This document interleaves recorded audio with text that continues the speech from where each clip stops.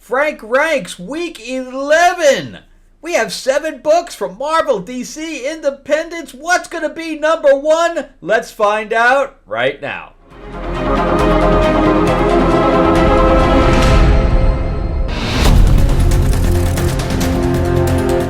Welcome back to the channel, everyone. Thank you so much for spending time with me as we rant about movies, comic books, and television shows, as well as the occasional board game. I'm your host, Frank Zanca. I'm an award-winning screenwriter, novelist, and comic book writer, as well as a filmmaker.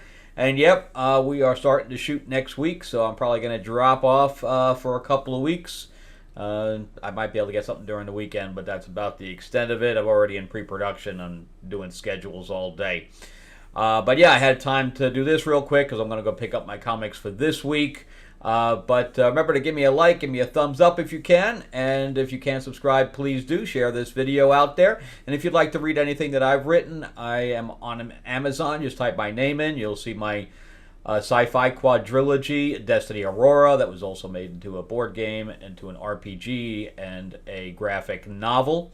There's also my fantasy book, Tales of Ravenor the Iron Witch. I also have a Holocaust biography called Escape from Berlin, a superhero one called Shadow Raven, which is also that same character is in the Destiny Aurora, the 4th novel.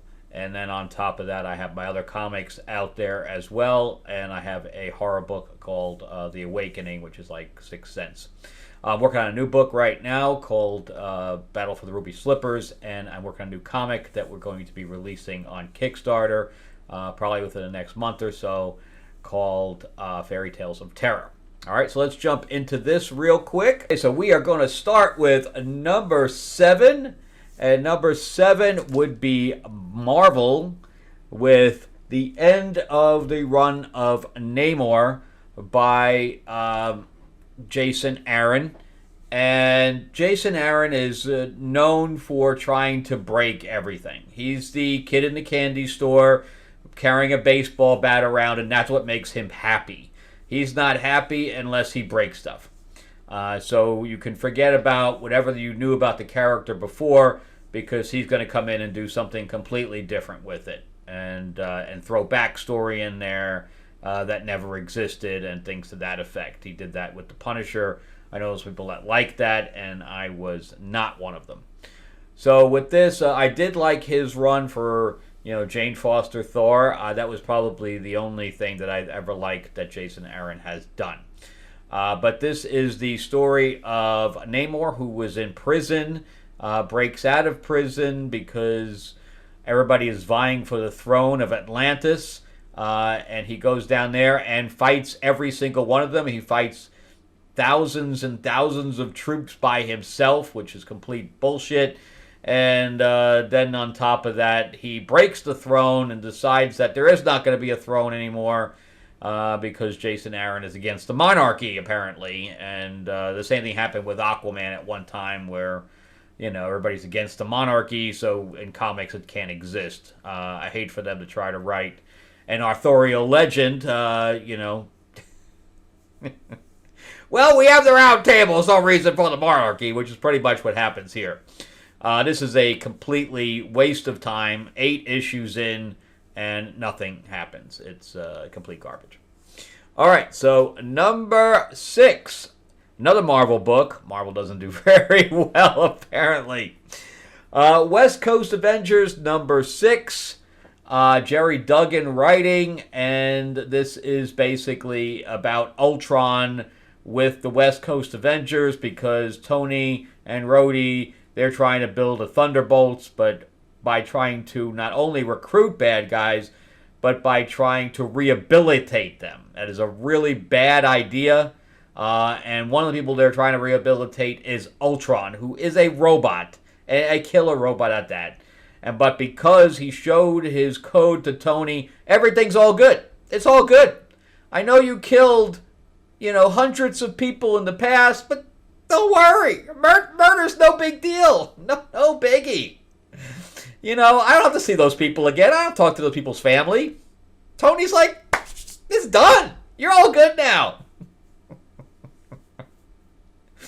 Horrible, horrible. So the other Avengers come in and they say, yeah, you can't do this, man. This is a bad idea. And he's like, no, man, let's fight. Oh, it's horrible. It's just horrible. What they did with Firestar is horrible. What they're doing with Ultron is horrible. What they're doing with Tony and Rhodey is horrible. It's just horrible across the board. And then you have this other guy, Killer Watt. He decides that that's a bad name, or they tell him it's a bad name because he's going to be a good guy.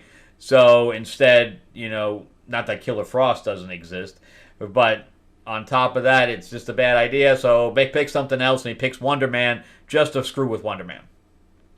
Horrible. This is my last issue. You won't be seeing me review one of these again.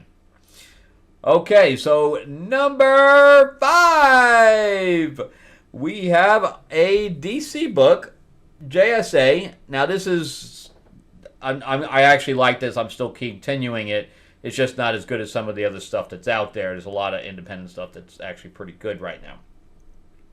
So this is the problem with this. This is Jeff Lemire, who writes a lot of horror. Actually, he couldn't decide whether he was going to do the old JSA or the new JSA. And the new JSA is kind of, if you saw the Stargirl TV series, this is kind of, it has those characters in it. But anyway, the old JSA is like trapped in some kind of a hell with demons and stuff like that. The new ones are trying to find them, but they're having their own problems, and they're fighting against the Injustice Society, but they just don't know it yet. And Obsidian has actually been swapped out by a shapeshifter, and they're trying to get out of his mind or whatever else. I don't know what's going on there. I do like Jade. Jade's kind of running the new side of the group, and then we have Ted Grant, who is the old Wildcat. He takes a bad step here, but overall it's decent. It's just not great. It's just decent, and that's because there's just way too many characters. He's kind of flopping around like a fish out of water, not really knowing what he's doing with the story. Hopefully he finds his footing generally quickly. All right, then the next 2 I actually read digitally. So this is number 4, and that is G.I. Joe Silent Missions Jinx, which actually comes out this week. And this is following in the footsteps of Larry Hama's G.I. Joe back in the 80s, 90s, late 80s, early 90s, where there was no dialogue. And it was just straight across the board, visual storytelling for the entire issue. The only text you see is Destro. On the original one is Destro on the computer. Here, the only thing you're seeing in that is a timer on a bomb. So Jinx is trying to, if she places a bomb for 20 seconds, and it's 20 pages for her to get away. So every page is a second in time, which doesn't really work because a second would be a lot quicker than what happens on each page. But overall, I'd say it's pretty fun. It's obviously a quick read because you're not reading anything; you're just looking at the pictures. But it's good to see on occasion a group try to a writer try to take advantage of purely the visual medium and see what they can do with it. So I don't condone every book being silent. Of course you can't, but on an occasion it's good to see someone do that. But I recommend it as well. The next one, number 3, is Geiger by Jeff Johns. I also read this one digitally. I hadn't never read Geiger, and then the digital graphic novel came up, and it's basically about a guy named Tariq who's in this post-apocalyptic type world, and he has some kind of a medical issue. I don't know what it is, where his body can sustain, and his clothes apparently, massive amounts of radiation, where he basically starts to glow, and he has sticks on his back that I guess stick into his skin or something to that effect that subside it. It kind of quells it, and so he can return to normal. But when he takes the sticks out, he turns full glowy boy. And of course, with the amount of radiation, bullets can't hit him, things like that, because they burn up. And if he turns it on too much, he's almost like Johnny Storm going into Nova, where he just decimates people.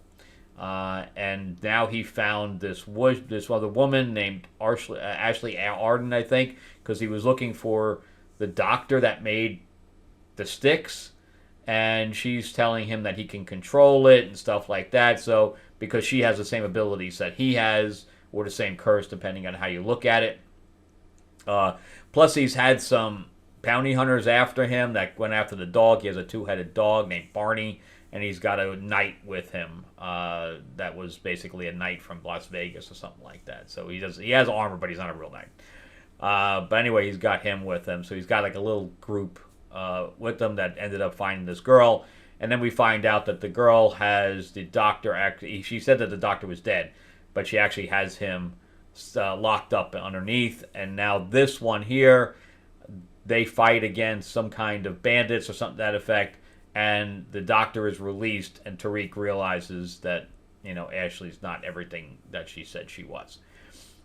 But good stuff. The artwork is phenomenal. Jeff Johns can write. There's no doubt about that. He writes comics better than he writes television and film, for certain, because he's also the one that wrote the Green Lantern movie. So take that for what it's worth. But I'd say the Stargirl show was pretty good. All right, number 2. G.I. Joe. There's the reprint of the one I was just talking about, that Silent Mission. If you'd like to see what the interior artwork and stuff like that was, I just released a video on that yesterday. In fact, I'll put a link to it above, but you can see how it's all told. I definitely recommend owning a copy. And I know, of course, this is a reprint. I had the original somewhere, but I don't think my brother ever gave it back to me. And but yeah, back in the 80s and 90s. Good stuff. This is about Scarlet getting captured. Snake Eyes goes to rescue her. This is really the first time that we're seeing Storm Shadow. So he's got his ninjas. Destro's going after them at the same time. It all takes place in the Cobra Castle. So she ends up saving herself. And ends up saving him, even though he came to save her. But she was about to take a blade for him and stuff like that. Really, really good stuff, showing the comradeship between the characters, and the friendship, as well as the fact that they are, in the same organization. And good stuff. Really, really compelling. And like I said, the only text is the computer screen. That's it. Otherwise, it's all silent. It's basically called Silent Mission. And they just did a card game version of it for the card building or the deck builder G.I. Joe game. I haven't played it yet. There's a lot of rule changes for it, so we'll see. All right, so number 1. Actually, it's Marvel, believe it or not. And that is Moon Knight. Really the only Marvel book that I get religiously. Otherwise, mostly I get either DC or mostly I get independents. I buy more independent books than I do any of the big two. But this one I do look forward to every week. It's the only book that Jed MacKay is writing right now that I can stomach, because he's also writing X-Men. I dropped that really quickly. And then Avengers, I just dropped that. He just doesn't know how to write team books. But with this, it's actually there's certain characters that people click with, kind of like Popose does with Space Ghost. But with this, he knows these characters well enough, and he's been writing them long enough that he can make a compelling story. So they're trying to find Hank Pym, who's older. He's also the father of Tigra's son, and he hasn't been returning their messages because they're getting pummeled by an Asgardian drug dealer. And he tried to fight him physically, and it just didn't happen.